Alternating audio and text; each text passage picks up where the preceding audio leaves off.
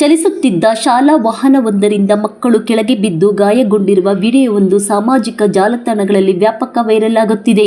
ಬೆಂಗಳೂರಿನ ಕೆಆರ್ಪುರಂ ಪ್ರದೇಶದ ಗಾಯತ್ರಿ ಲೇಔಟ್ನಲ್ಲಿ ನಿನ್ನೆ ನಡೆದ ಈ ಘಟನೆಯಲ್ಲಿ ಚಲಿಸುತ್ತಿದ್ದ ಓಮ್ನಿ ವಾಹನದಿಂದ ಕೆಳಗೆ ಬಿದ್ದ 5 ಶಾಲಾ ಮಕ್ಕಳು ರಸ್ತೆಗೆ ಬಿದ್ದಿದ್ದಾರೆ.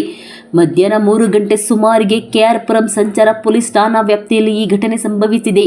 ಅತಿಯಾಗಿ ತುಂಬಿದ ವಾಹನವು ರಸ್ತೆಯ ಗುಂಡಿಗೆ ಇಳಿದಾಗ ಹಿಂಭಾಗದ ಬಾಗಿಲು ಇದ್ದಕ್ಕಿದ್ದಂತೆ ತೆರೆದುಕೊಂಡಿದೆ. ಮಕ್ಕಳು ವಾಹನದಲ್ಲಿ ಒತ್ತೊತ್ತಾಗಿ ಕುಳಿತಿದ್ದು ಬಾಗಿಲು ತೆರೆದ ಕೂಡಲೇ ಮೂಟೆಗಳಂತೆ ರಸ್ತೆಗೆ ಬಿದ್ದಿದ್ದಾರೆ. ಈ ಘಟನೆ ಆ ರಸ್ತೆಯಲ್ಲಿರುವ ದೃಶ್ಯ ಸಿಸಿಟಿವಿಯಲ್ಲಿ ಸೆರೆಯಾಗಿದೆ. ಈ ವಿಡಿಯೋ ಇದೀಗ ವ್ಯಾಪಕ ವೈರಲ್ ಆಗುತ್ತಿದೆ. ಅದೃಷ್ಟವಶಾತ್ ಹಿಂಭಾಗದಲ್ಲಿ ಯಾವುದೇ ವಾಹನ ಬರದ ಕಾರಣ ದೊಡ್ಡ ಅನಾಹುತ ತಪ್ಪಿದೆ. ಮಕ್ಕಳಿಗೆ ಸಣ್ಣ ಪುಟ್ಟ ಗಾಯಗಳಾಗಿರುವುದರಿಂದ ವರದಿಯಾಗಿದೆ.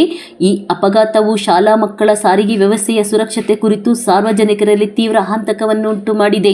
ಶಾಲಾ ಮಕ್ಕಳನ್ನು ಸಾಮರ್ಥ್ಯಕ್ಕಿಂತ ಹೆಚ್ಚು ತುಂಬಿಕೊಂಡು ಸಾಗಿಸುವುದು ಹಾಗೂ ಸಮರ್ಪಕ ನಿರ್ವಹಣೆ ಇಲ್ಲದ ವ್ಯಾನ್ಗಳನ್ನು ಮಕ್ಕಳ ಸಾರಿಗೆಗೆ ಬಳಸುತ್ತಿರುವ ಬಗ್ಗೆ ಸ್ಥಳೀಯ ನಿವಾಸಿಗಳು ಮತ್ತು ಪೋಷಕರು ಪ್ರಶ್ನೆ ಎತ್ತಿದ್ದಾರೆ.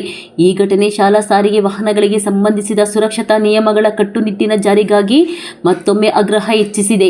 ವಾಹನಗಳ ನಿಯಮಿತ ನಿರ್ವಹಣೆ, ನಿಗದಿತ ಆಸನ ಸಾಮರ್ಥ್ಯದ ಪಾಲನೆ ಹಾಗೂ ವಿದ್ಯಾರ್ಥಿಗಳ ಸುರಕ್ಷತೆಯನ್ನು ಖಚಿತಪಡಿಸಿಕೊಳ್ಳಲು ಕಾಲಕಾಲಕ್ಕೆ ತಪಾಸಣೆ ನಡೆಸುವಂತೆ ಸಾರ್ವಜನಿಕರು ಒತ್ತಾಯಿಸಿದ್ದಾರೆ.